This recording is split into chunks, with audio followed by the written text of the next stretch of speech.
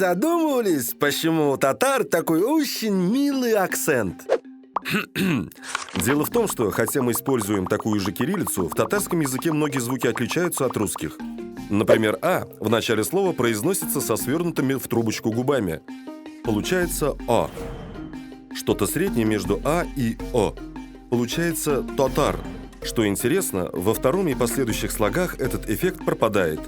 «Тотарлардан». В татарском нет русского звука «о», поэтому на его место обычно приходит звук «у», как в слове «ущень» – «очень».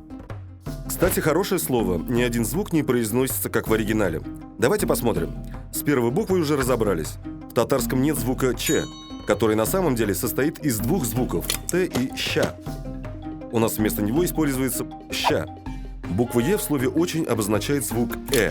Его в татарском тоже нет, и его меняют на «и» или короткую «э». Также в татарском нет ярко выраженной мягкости твердости согласных, поэтому «н» превратилось в «н».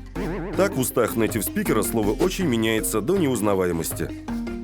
Пробежимся быстро по другим звукам. Буквой «в» в татарском обозначается звук «в».